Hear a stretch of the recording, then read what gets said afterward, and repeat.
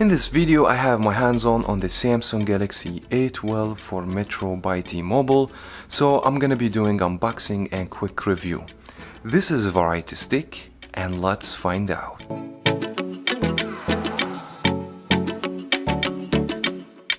Now, the Galaxy A12 considered a budget-friendly phone from Samsung, and the phone doesn't cost much, and at the same time the phone doesn't have the highest specs, which is I'm going to explain everything in details in this video. But before we go, I want to explain the pricing, especially for Metro by T-Mobile customers, or if you're willing to be a Metro by T-Mobile customers. Now, for the switcher, I mean the people port their number from a different carrier like a Cricket, Verizon, AT&T to Metro by T-Mobile, they will receive the phone for free. Now, if you are a T-Mobile customer, you won't get the phone for free. Just I want to pay your attention about this point.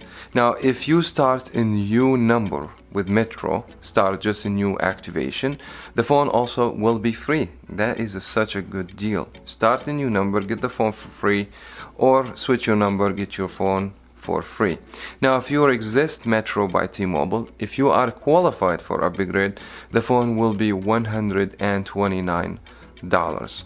Now, if you're not qualified for upgrade, you will be paying $189, which is the retail price of this phone. Now, if you want to buy the phone as international variant, the phone is going to come with different colors, it's going to come with different sizes and different prices. Now, for people interested to buy the phone as unlocked, I'll leave the links in the description box for the best prices I will find. Now, for the phone specs, starting with the display, the phone has massive size screen, 6.5 inches with 720 by 1600 for the resolution. The amount of PPI considered a little bit low, 270 PPI, and the screen made out of PLS IPS. It's not LCD, it's not OLED as well. And we will see how good the quality is later on in this video. The aspect ratio 20:9 and the screen to body ratio 83%, which is considered infinity display. Now, for the hardware specs, the phone has MediaTek processor 6765 Helio P35 entry level processor for MediaTek. We'll see how the performance is going to be, but most likely is going to be low performance. The phone has 32GB internal memory and 3GB of RAM. And here I want to pay your attention. If you're buying the Unlock International variant, you will have two more variants. The 64GB with 4GB of RAM and the 128GB with 6GB of RAM.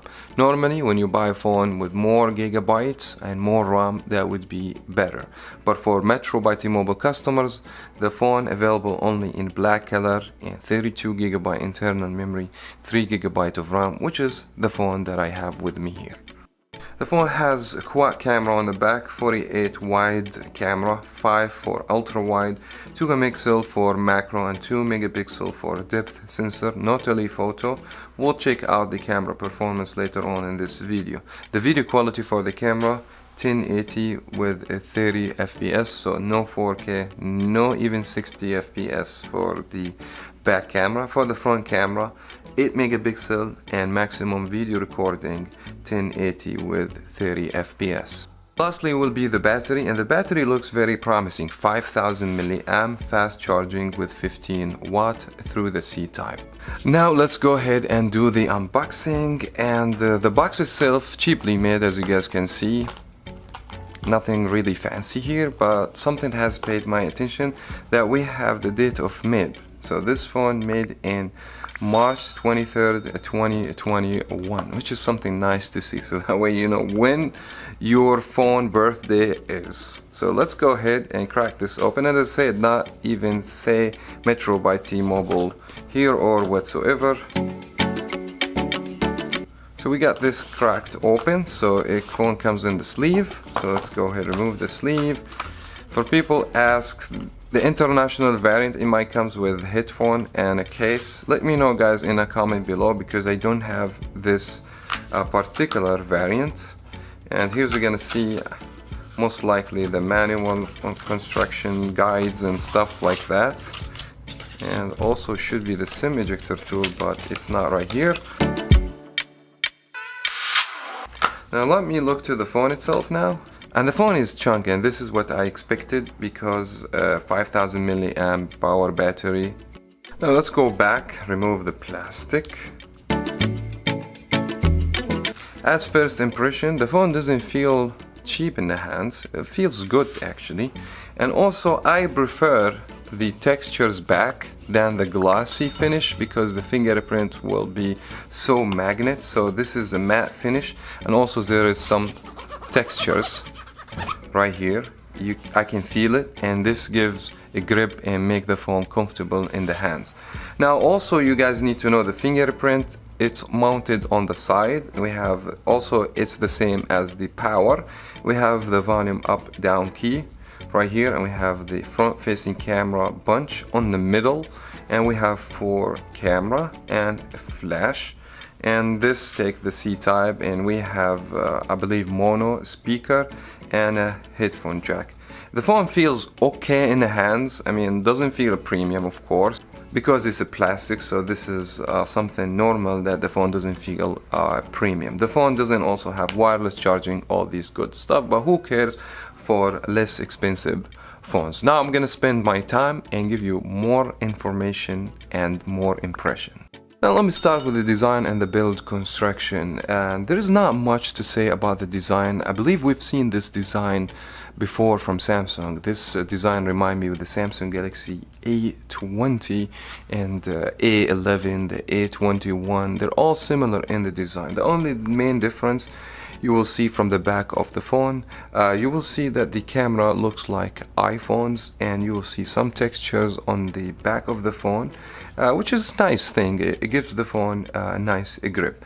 Now another additional changes for the design, that the phone has the fingerprint located on the side, and honestly it works good. It's accurate and fast, and technically I don't have any complaints about the fingerprint. Now also you need to know the phone is not rated for any military grade, so the phone is not water or dust resistance, but this is something expected from phone in this range price. Now going back to the screen, the size screen 6.5 inches. I would say this is a massive size screen. Back to the aspect ratio and screen to the body and the thin bezel, the phone feel nice in the hands and it doesn't feel so big. My main big problem with this display, the size screen is big, 6.5 inches, and the resolution 720p. I feel this is not enough and you need minimum 1080p, but I understand Samsung, they try and lower the price as possible.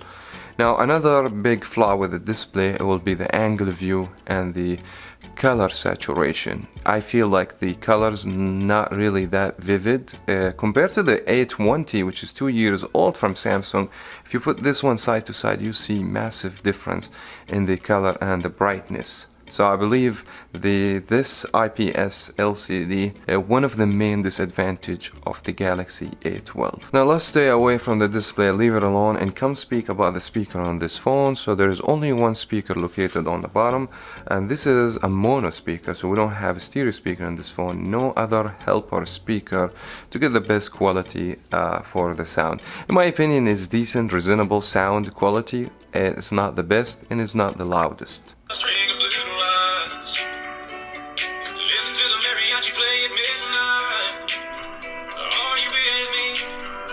Now the size of the battery 5000 milliamp and the performance was insane. Back to the low specs and poor quality of the display. And this phone, believe or not, give me a screen on time 15 hours in average. So if you use your phone 5 hours a day, means the phone will last you 3 days easily.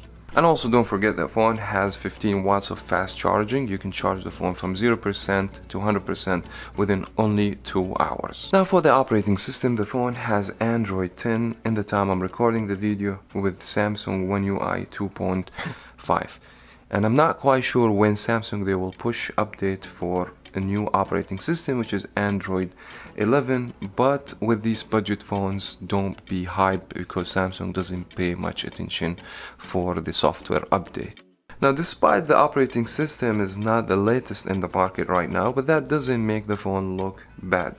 From my experience, I haven't noticed any lagness or problem in this operating system or missing any important features. So I will have access to all applications, and mainly I have a plenty of features from screen mirroring. The phone has NFC, the phone has dark mode, etc. Now I won't be able to cover everything about this phone in this particular video. If you guys be interested, we can make dedicated video to explain everything about the operating system and the software in the Samsung Galaxy A12. So leave this in a comment below if you are interested. Now for the hardware performance, the A12 has exceeded my expectation. I never thought the Helio P35 processor will provide decent performance. Now with 3GB of RAM, I thought the phone is gonna struggle, it's gonna lag, it's gonna give me all kind of problems. Luckily the phone didn't. I run Geekbench on Geekbench score, and the phone gave me 167 for single core and 987, which is on paper not too high, but the real performance of the phone playing video games was great. Now when I say great, I'm talking about the games that doesn't require a lot of GPU processing, like a Crash Run, Need for Speed No Limit. I also downloaded Shadow Fight 3. Game require a lot of image processing, and luckily the game was so playable. 90% of the time I have the best luck playing with no frame drops. Every once in a while you get some stutter here and there, but generally speaking my experience was good.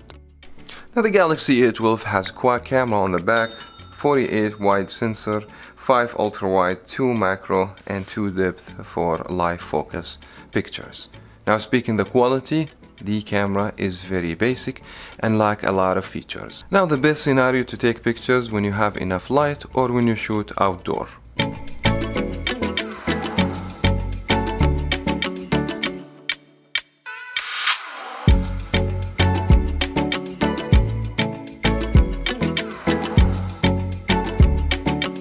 When it's dark or when you take pictures during the night, lack of the night mode doesn't help for the best quality pictures. And unfortunately, the camera app lack a lot of features. The phone only offers Pro mode, panorama, macro and food mode.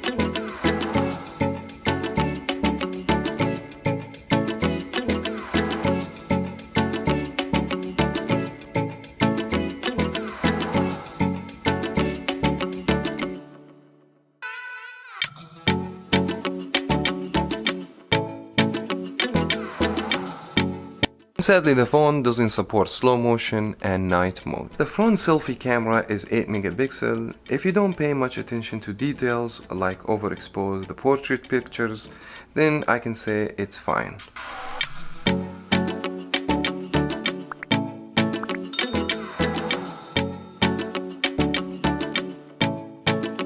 Now I'm not upset with this camera. It is as expected, and I never asked for more for how much I pay for this phone. Now the Samsung Galaxy A12 made and designed for people on the budget or people not willing to spend much on the phone. Now if you're trying to be a Metro by T-Mobile customer or switch to Metro, you get the phone for free, and this is a bargain in my opinion.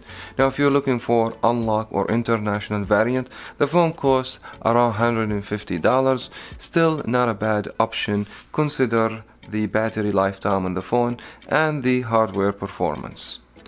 And I believe that will wraps it up for that video. I wish you guys find this video helpful and you enjoy watching this video till the end. If you did, thumbs up and subscribe for more here on Variety Stick, and I will talk to you in the next one.